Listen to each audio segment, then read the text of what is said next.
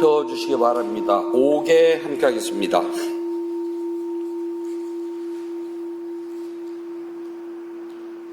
용서하여 주십시오.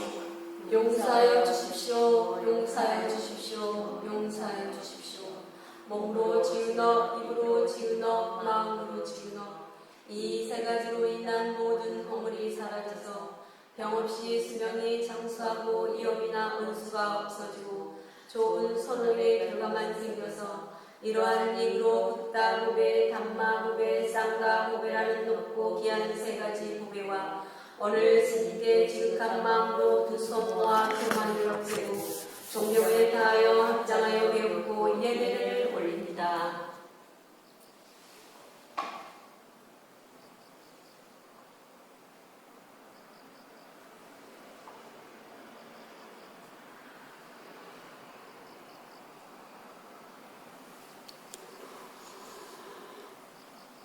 아함 panca시lang samadhiyami panadipata vramani sikkhapadang samadhiyami adinnadana vramani sikkhapadang samadhiyami kamessumiccaccara vramani sikkhapadang samadhiyami 무사와다 브라마니 시카파당 사마디야미 수라메라야메 짜파마다타나 브라마니 시카파당 사마디야미 10월 13일 둘째 주 일요 본문을 시작하도록 하겠습니다. 부처님 말씀 함께 하겠습니다. 상익다니까야 1권 62번 갈애경 2번 구절입니다. 무엇에 의해 세상은 인도되고 무엇에 의해 끌려다닙니까? 어떤 하나의 법에 따라서 모든 것은 지배됩니까? 무엇에 의해 세상은 인도되고 무엇에 의해 끌려다닙니까? 어떤 하나의 법에 따라서 모든 것은 지배됩니까? 무엇에 의해 세상은 인도되고 무엇에 의해 끌려다닙니까? 어떤 하나의 법에 따라서 모든 것은 지배됩니까? 네, 편한 주세요. 이 가래경에서는요, 세상을 우리가 이리저리 끌려다니는 이유가 무엇입니까? 하고 부처님께 여쭤봤답니다. 부처님께서의 답변은 아주 간단해요. 갈애, 탕하, 욕망, 욕심 때문이다. 우리는 정말 보잘것없는 욕심 때문에 이리저리 끌려다니고 이리저리 묶여다녀요. 모든 건 다 내 욕심인데 세상에 내 욕심대로 되는 게 어디가 있답니다. 그러니까 조금 욕심을 우리 알아차리고 욕심을 조금 놓을 줄 알면은 그렇게 고통스럽지가 않는데요. 욕심이 묶여있으면은 억만금을 가져도 고통스럽답니다. 무엇 하나를 해도 마음이 안 편해요. 늘 더 크고 새로운 것을 요구하게 돼 있거든요. 지난주 까띠나 법회는 불자님들의 원력과 신심을 모아서 스님들 청해가지고서 원만하게 회환했답니다. 오신 스님들이 모두 기뻐하셨어요. 특히 이제 비구니 스님들은 법납도 많고 연세들도 많으신 분인데 또 이렇게 선원장하고 그런 스님들이 돼가지고 자세가 그 노인네들도 꼿꼿하시고 그리고 당신네들의 절집에 그렇게 오래 살아서 또 이렇게 거룩하게 공양 받아본 건 난생 처음이랍니다. 뭐 어디 가서 공양 안 받았겠어요. 그냥 물건 주면 물건을 받고 봉투를 주면 봉투를 받는 것이 전부 다 했는데 자자라는 것도 생전 처음 해보셨고 또 물건을 받는데 우리는 이제 우리나라에서 스님들한테 공양하고 스님들이 뭐 고맙습니다, 뭐 감사합니다, 뭐 그런 인사치를 하는데 그냥 그런 말 없이 당당하게 평생 출가 생활하면서 그렇게 당당하게 받아본 게 처음이었다고 말씀들 하시면서 너무 기뻐하시더라고요. 그 다음에 또 그 준비한 물건들이 사실 뭐 별거 아니라면 별것도 아니지만은 그래도 주스님이 한 달 내내 꼼꼼하게 정말 물건을 받았다가 반송을 했다 이거래부터 저부터 별걸 다 했거든요.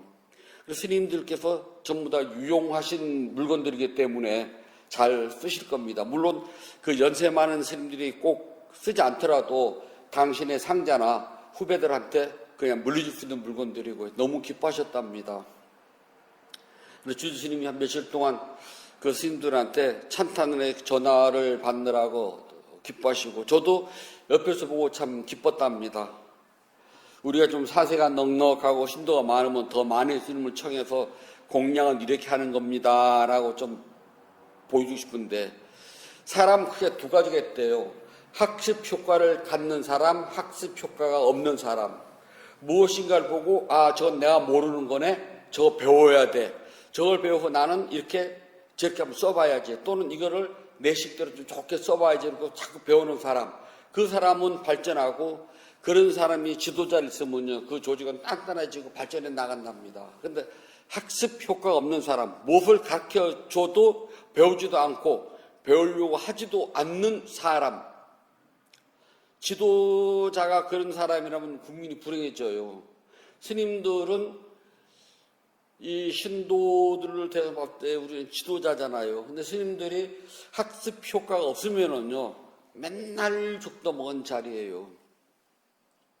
모든 과일은 자기만의 독특한 맛과 향기, 질감을 가지고 있어요. 딸기, 복숭아, 참외, 수박, 멜론 다 달라요. 모양도 다르고 빛깔도 다르고 맛도 다르고 향기도 달라요. 이거를 크게 둘러 나눠서 맛있는 것, 맛 없는 것 그러면 문제가 생겨요. 그럼 딸기에서 나오는 맛과 향기가 있잖아요. 복숭아에서 나길 바라면 잘못이에요.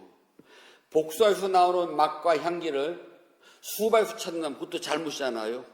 그러니까 각자 자신이 가지고 있는 고유한 딸기, 복숭아, 참외, 수박 같은 고유한 모양과 맛과 향기를 인정해 줘야 돼요.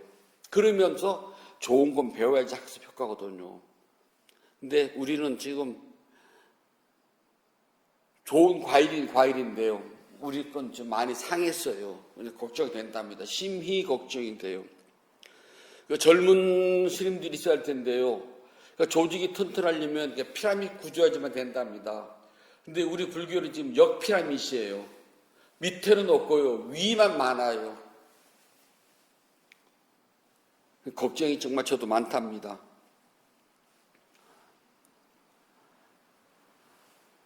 사람이 어떤 일을 도모할 때는 그것을 왜 하는지, 목적이 뭔지, 본질이 무엇인지를 분명하게 해야지만 돼요. 그렇지 않으면 하다가 또는 중간에 목적과 본질을 잃어버리게 되면은요, 처음 시작할 때는 그런 뜻이 아니었지만 중간에 하다 보면은 희한하게 일이 변질되고 만답니다.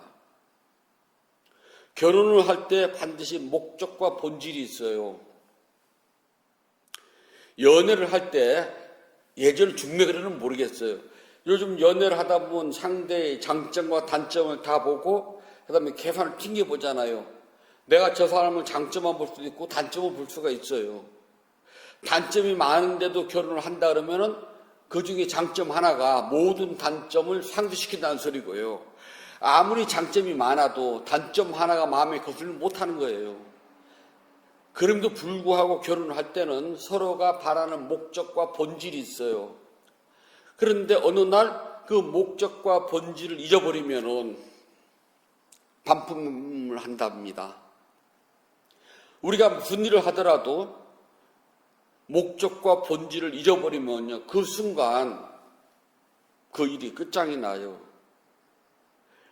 어떤 공공단체를 하나 만드는데요, 공공단체가 목적과 본질을 잊어버리면은요, 이익집단으로 변질된다. 그건 되게 많잖아요. 처음에는 좋은 뜻으로 생각을 했는데 조금 있다 보면 희한하게 변하는 집단들 참 많거든요. 저도 그런 데에 대해서 적지만은 꾸준히 후원을 해준 데가 많았습니다. 그런데 시간이 지나서 보면은 그 단체가 야리꾸락이 변한 데가 되게 많아요. 내가 저 사람들 월급을 주려고 이걸 하는 건지, 저 사람들이 처음에는 좋은 목적을 했는데 중간에 그 목적은 사라지고 후원금 가지고 장인들 월급 가져가고 상여금 받아가고 그리고 거기 와서 노는 데로 변질된 데가 있거든요.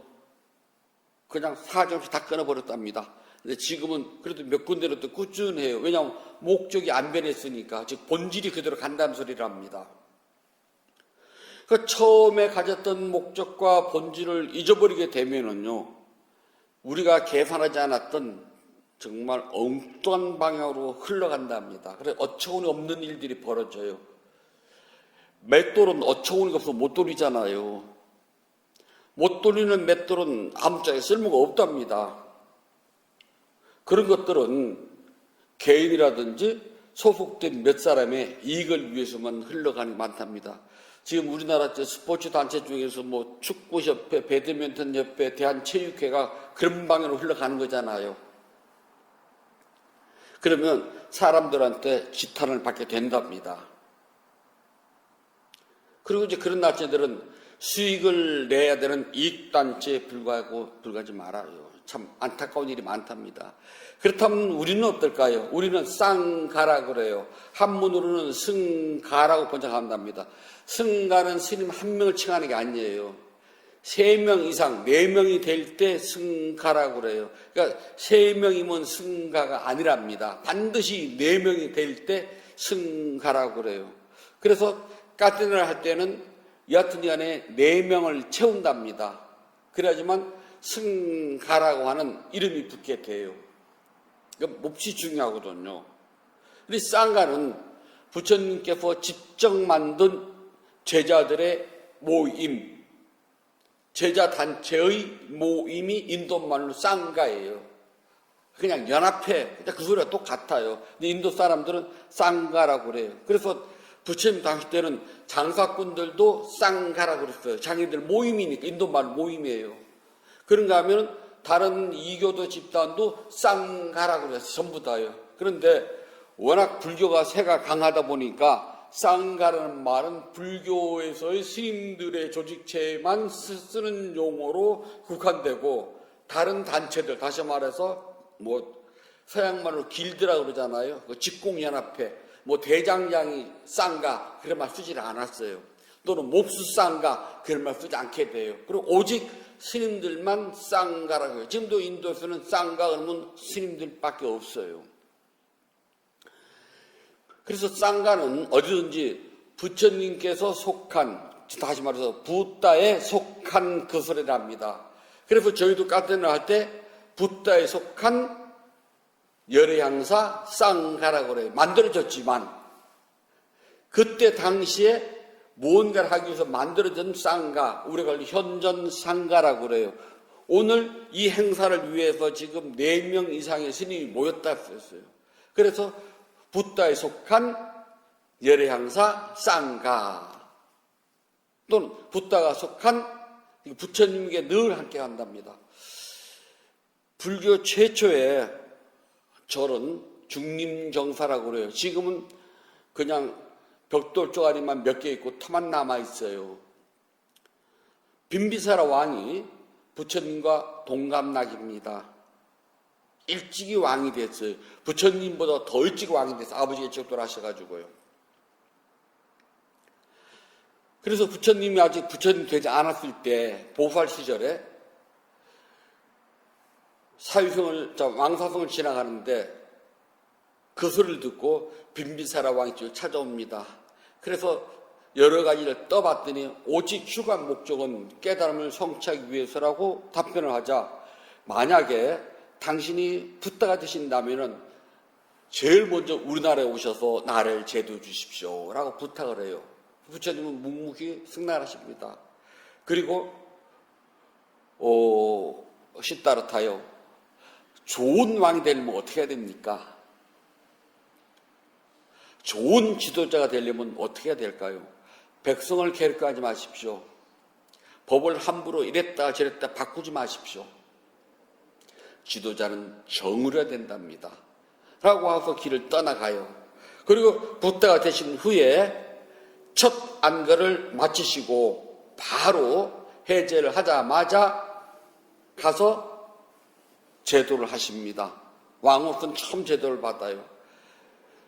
그래서 부처님을 위해서 절을 하나 저지를 마음을 먹어요. 성에 있으면 너무 시끄러울 것 같고 너무 멀면 탁발하기 불편할 것 같고 신도들이 찾아다니기 좋고 한가하며 큰 길에서 조금 들어가 있고 수행하기 좋고 물이 있고 그늘이 있는 곳, 탁발도 좋고 신도들 찾기 좋은 곳에다 절을 지어드렸답니다. 그게 벨루바나 대나무 숲에 있는 절 그런답니다. 그 절을 지어가지고 부처님께 공양을 해요. 부처님, 이 절을 받아주십시오. 누구에게 하는 것이냐? 부처님께 하는 겁니다. 그러지 말아라. 나에게 하지 말고 쌍가에게 하도록 하여라. 나는 유한하다. 내 몸도 인간의 몸인지라 언젠가 죽는다는 거예요. 그러나 쌍가는 내가 죽고 나도 존재할 것이다. 그러니 쌍가에게 공양을 한다면 이건 오래오래 갈 것이다.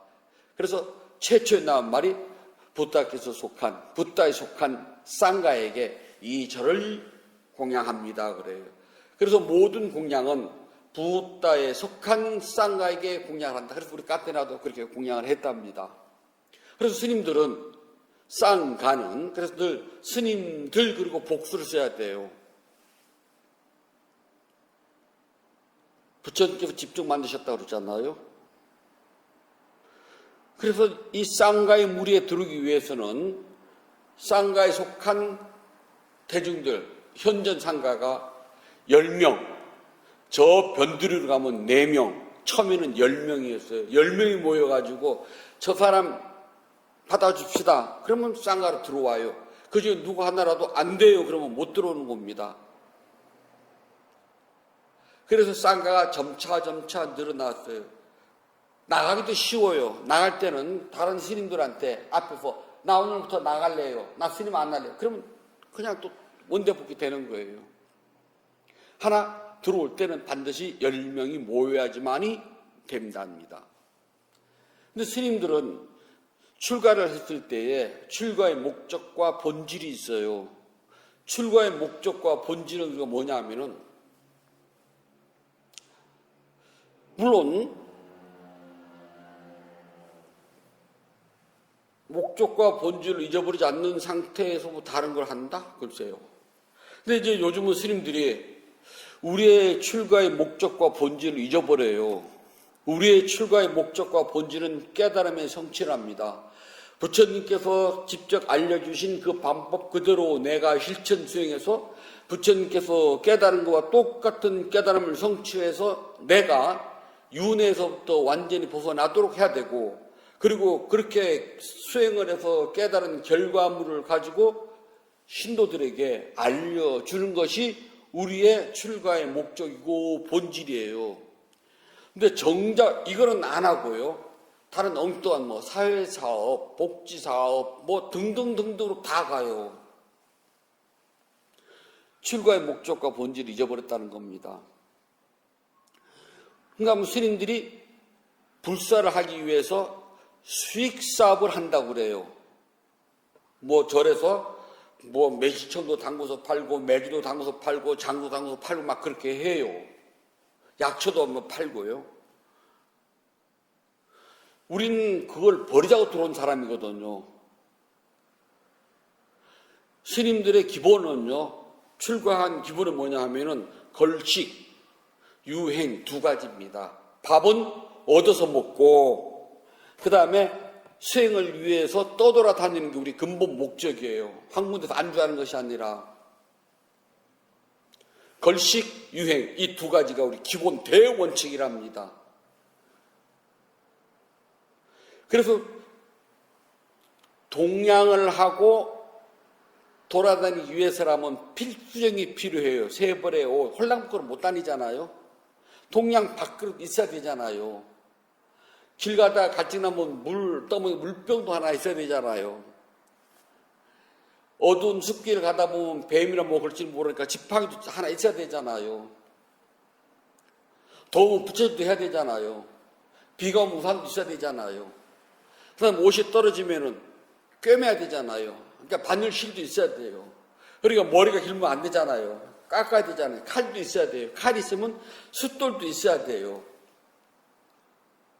그리고 처음에는 맨발이었는데 부처님께서 신발을 나중에 신도록 허용을 했어요. 워낙 발을 많이 다치니까. 그래서 세 겹의 바닥을 댄 가죽 신발은 신어도 된다 그러셨거든요. 세 겹의 바닥을 댄 가죽 신발 신어도 돼요. 그리고 허리띠. 안에서는 허리띠가 없이 둘둘 말아도 되는데 절문 밖을 벗어나서 외출할 때는 허리띠를 한 겹 둘러서도 안 돼요. 반드시 두 겹을 감아서 묶어야 돼. 안 풀리도록 단단하게 해요. 그래서 그러한 필수 품목은 가지고 있대. 이건 남한테 줘서도 안 돼. 이건 내가 가지고 있어야 돼. 이건 몇 가지만 돼요. 왜냐하면은 초창기는 그걸 안 정해놨더니 밥 떴는데 굶고 있어요. 너 왜 굶고 있냐 했더니 밥그릇이 없었어요. 또는 빌려줬어요. 그래 그 사람이 들어올 때까지 기다려야 된답니다. 말이 안 되잖아요. 그래서 정했답니다. 동양 밥그릇 우리가 발우라고 그래요. 이것은 다른 사람에게 빌려줘서도 안 된다. 두 개 가져서도 안 된다. 깨지면은 5바늘은 꿰면서 쓰도록 해라. 즉 땜질해서 쓰라는 소리입니다.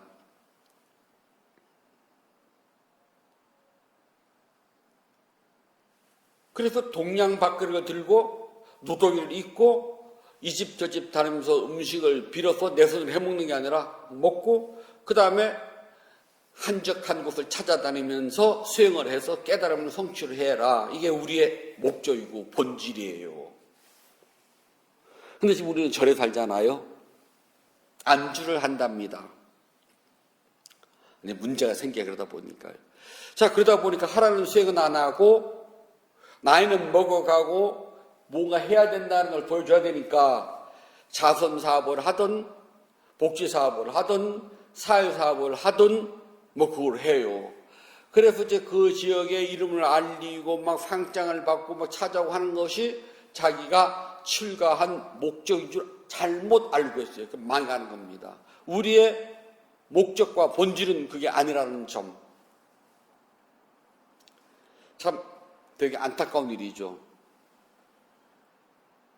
그래서 내가 그걸 안다 보니까 부자들한테 수행을 해야 된다, 깨달음을 성취해야 된다는 법문을 할 수가 없어요. 그거 하게 되면 너는 소리가 나오잖아요. 불자들이 부처님을 믿게 된, 즉 불교 신자가 된 목적과 본질은 무엇일까요? 돈 많이 벌려고? 건강 찾으려고? 아니면 아들, 딸 좋은 대학 보내고 좋은 남편, 좋은 아내 얻어가지고 행복하게 잘 살라고? 아니에요. 부처님은 강남 일타 강사가 아니랍니다. 부처님은 강남에 있잖아요. 결혼중개소 소장님이 아니랍니다. 부처님은 로또 복권을 팔질 않아요. 그리고 우리에게 줄 수 있는 게 아무것도 없는 가난한 거지였답니다. 요즘 말로 할 때 거지 왕초예요. 단 깨달음이죠. 그래 비쿠라는 말이 있잖아요. 인도 말인데요. 비쿠니도 인도 말입니다. 비쿠 남자, 비쿠니 여자, 여성 니자 붙었어요. 그래서 비쿠를 한문으로 번역하면 걸사라고 그래요. 거지인데 사자가 붙어 뒤에 좀 우아한 거지 그 소리예요. 세상 사람들은 한 푼 줍쇼 밥을 달라고 막 화증화증 하는데 우리는 줄름 주고 말란 마라. 네가 나니면 어디서 밥 한 숟가락 먹겠니? 라는 당당함을 가지고 그래서 사자가 붙어요. 걸사, 비구니는 걸사녀, 여자니까. 우리의 그 목적이 본질이거든요. 그렇게 우리가 얻어먹어서 당당한 이유는 뭐냐면 우리는 깨달음을 위해서 한 걸음 한 걸음 나가고 깨달음을 성취했기도 했고 또는 앞으로도 할 사람들이기 때문에 이 세상에서 제일 무서운 게 세 가지가 있답니다. 아주 작지만 무서운 거 불씨랍니다. 불씨는 아무리 작아도 있잖아요. 온 산을 다 태울 수가 있어요. 뱀은요 아무리 작아도 독사랍니다. 물리면 큰일 나요. 다음에 왕자랍니다. 왕자는 아무리 어려도요 꽁 하고 있다가 왕이 되면 다 죽여요. 우리 저기 그 연산군 자기 어머니가 그 죽을 때 사해가 먹고 막 피를 토할 때 그거를 손수건에다 묻힌 거를 가지고 있다가 줬거든요. 니네 어머니 이렇게 주고. 그래서 연상군이 뾰로로 간 거거든요. 그래서 무섭다는 겁니다. 작지만 무서운 거 세 가지. 불시, 독사, 왕자랍니다. 부처님은 우리 모두에게 그 세 가지보다 더 거룩한 것이 있다고 그랬어요. 무엇이냐? 비쿠랍니다. 비곤이랍니다. 이들은 지금 깨닫지 못했어도 언젠가는 금생에 깨달음을 성취할 수 있고 일곱성 안에 반드시 깨달음을 성취할 수 있고 언젠가는 또 다른 세상과 부처가 될 수 있기 때문에 무섭답니다. 이 세 가지보다 더 고귀하고 더 크답니다. 우리는 그뿐이에요. 근데 불자들은요. 부처님의 가르침에 따라서 열심히 복을 짓고 사회생활을 하고 가정생활을 하면서 짬짬이 부처님 가르침을 따라서 조금씩 수행을 해가지고 깨달음을 성취하거나 아니면 생을 바뀌어서라도 천상세계에서라도 깨달음을 성취하도록 들어온 것이 목적이고 본질이에요. 제가 어느 절 법회를 가는데 그 절 보니까 축대를 다시 쌓고 있어요. 괜찮은 축대인데 아우 큰 건데 좀 그랬더니 뭐 2억 얼마짜리 공사를 합니다. 그럼 여기 불자들이 동참해서 하는 거예요? 아니요 그래요. 국비 받아가지고 하는 거라고. 그럼 불자들은요 동참 아무도 안 했답니다. 그래서 법문에서 물어봤어요. 여기 이렇게 하는데 왜 불자는 동참 안 하세요? 그랬더니 그건 주스님이 로비해가지고 받아오면 될 일이죠. 뭐 우리가 내가지고 되겠어요? 그래요. 저는 그렇답니다. 10년이 걸리든 100년이 걸리든 국비 한 푼 받지 않고 우리 스스로 해야 됩니다. 그래야지 불교가 살아나지. 저렇게 국비 받아서 하다 보면은 우리는 나중에 이 절 지키는 직원에 불과하답니다. 저 용인 민속촌 가면은 거기에 가짜 상투 들고 왔다 갔다 하는 직원들하고 똑같게 됩니다. 없어서는 안 되니까. 우리 스스로가 우리를 말아먹습니다. 우리가 독립을 하고 자립을 해야지.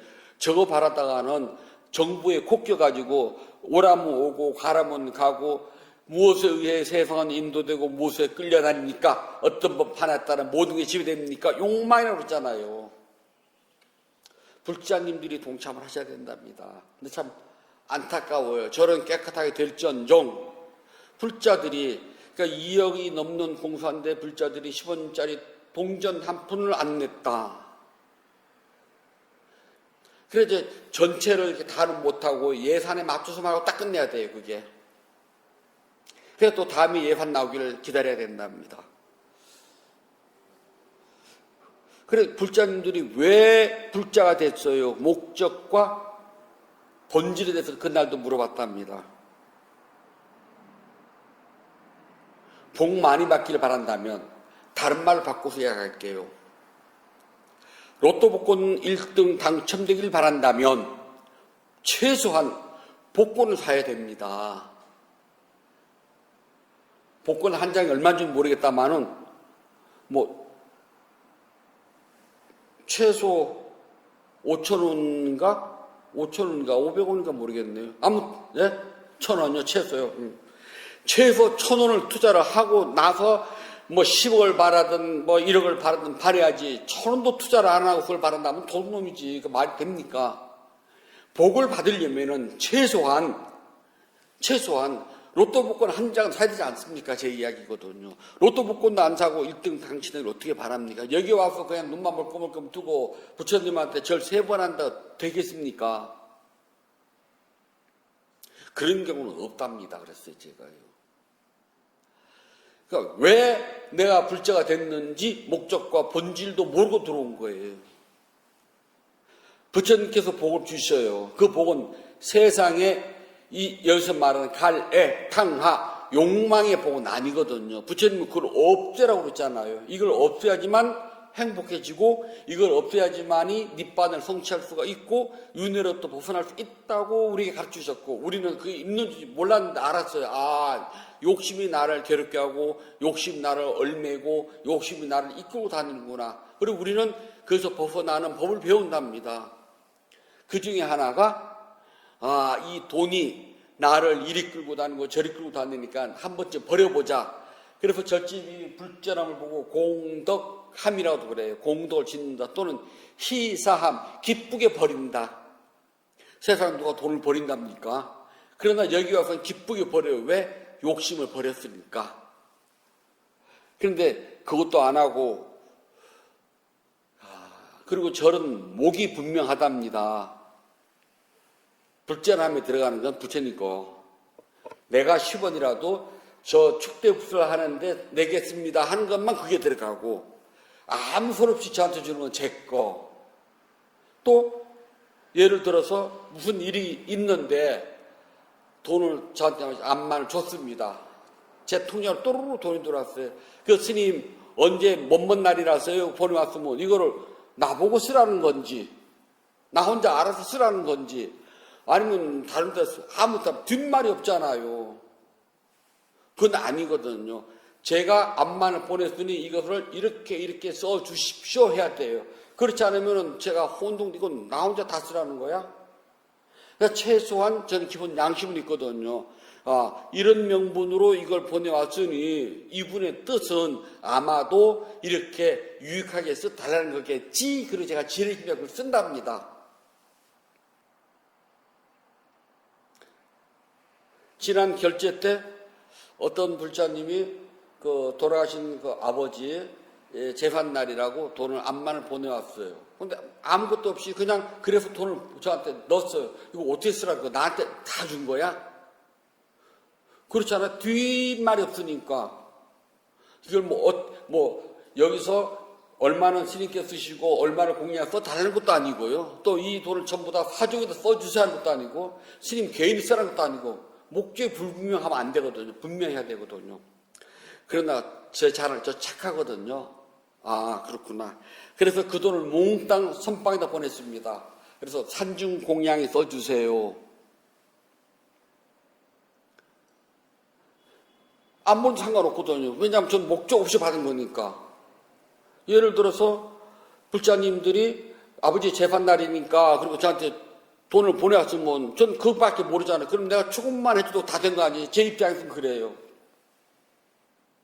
하지만 복은 질수록 저도 그 덕택에 복 지었잖아요.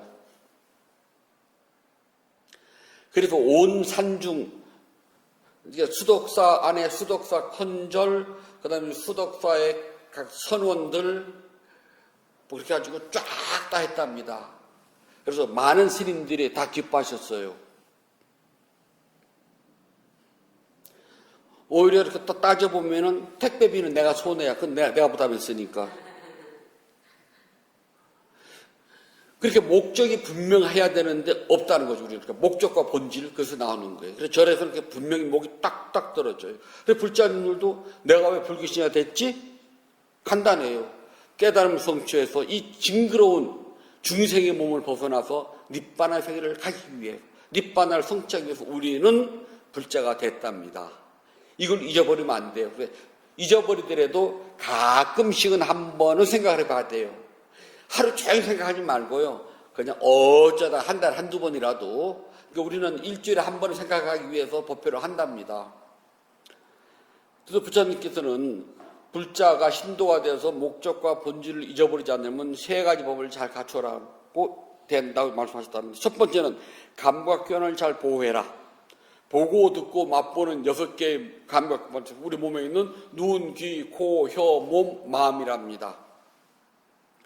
여기에서 눈이 가는 대로 가지 말고요. 좋은 걸 보면 좋음, 나쁜 걸 보면 나쁨, 좋은 소리를 들으면 들림, 나쁜 소리 들어도 들림, 맛있는 걸 먹어도 그냥 맛봄, 맛없는 걸 먹어도 맛봄, 그리고 끝내야 돼요. 그걸 보고 우리는 감각견을 잘 다스린다고 한답니다. 그리고 맛집 찾아다니는 것이 아니라 그냥 한 끼 먹고 나면은 이 몸 잘 건사하면 돼요. 두 번째는 음식 양을 잘 조절해라. 수행하는 사람들이 너무 많이 먹으면 졸려요. 너무 조금 먹으면 배고파서 수행이 안 돼요. 또 먹고 싶은 것을 막 일부러 꾹꾹 눌러 참아도 수행 안 돼요. 먹기 싫은 걸 억지로 먹어도 수행이 안 된답니다. 그래서 수행자는 음식의 양과 질을 좀 조절해야 돼요. 없으면 질 수가 없지만 있는 거 안에서는 이렇게 과식하지 말라는 소리랍니다. 그리고 명분을 붙여서 이런 거 저런 거 막 먹고요. 또 뭐 차별해가지고 이건 내가 좋아하는 거 먹고 저도 좋아하는 거 좋아해요.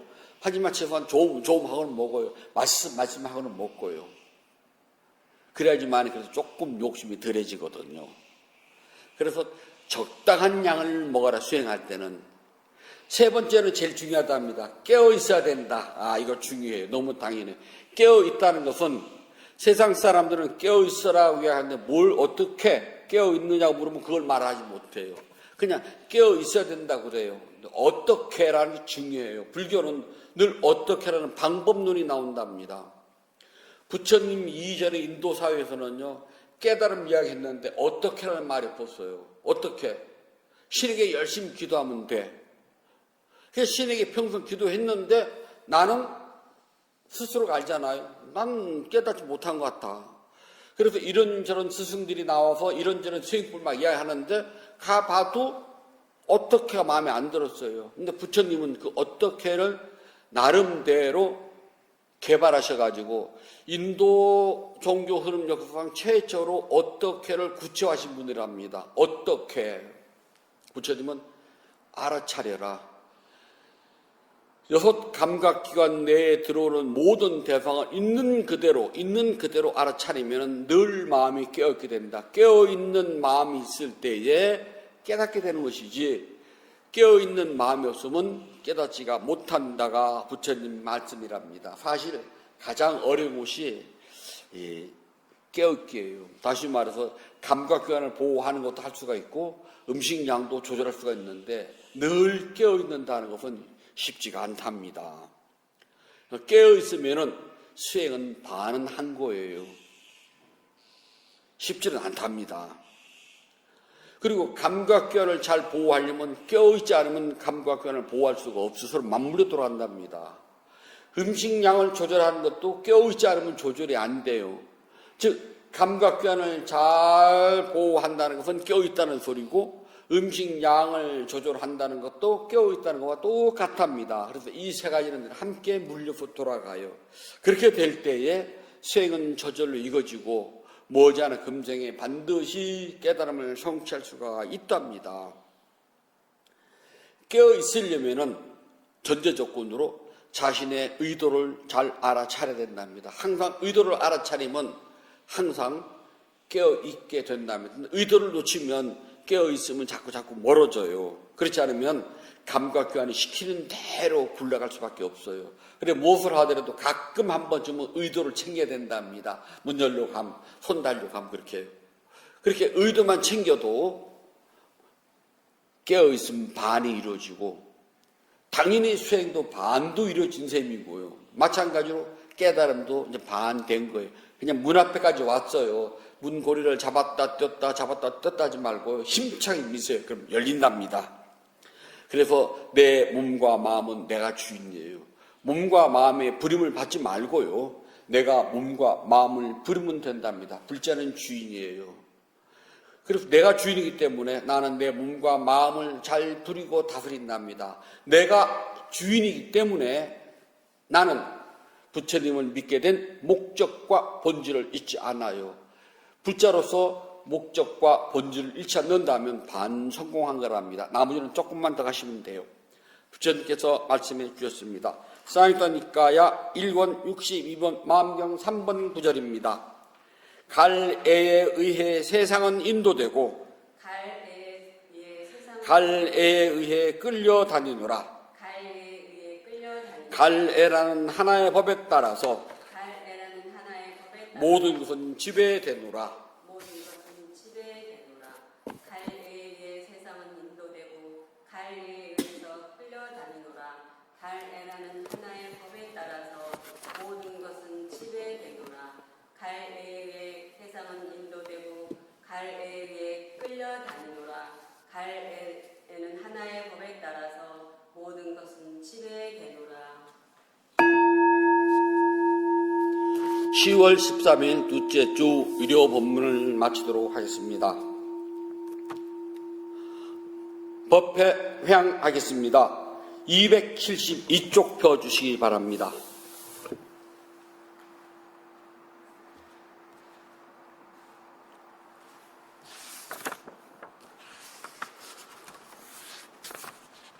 나누는 기쁨으로 자비 반원을 하였고 수행을 위하여 물러나지 않는 소원을 세워야 합니다. 오늘의 수행이 계속 이어지기를 소원하노니 제가 해탈가면 곧바로 깨달음에 이르러서 허무한 사바 세계의 모든 욕망과 집착이 끊어지이다. 제가 만약 다시 태어나 살아는 동안 모든 악을 없애고 바른 맘 깊은 생각 참다운 지우와 청정한 노력이 충만하여 지이다. 단마에 위없는 힘과 제 노력과 실천하는 힘으로 어떤 마장도 제 가까지 않길 기원합니다. 부다와 덕높은 스승님 그리고 성스러운 쌍가의 힘으로 저의 마지막 탄생일지라도 마장이 절대로 접근하지 않길 기원하나이다. 모든 선업공덕을 고르게 나누어 가시소서. 사두 사두 사두. 모든 선업공덕을 고르게 나누어 가시소서. 사두 사두 사두. 모든 선업공덕을 고르게 나누어 가시소서. 사두 사두 사두.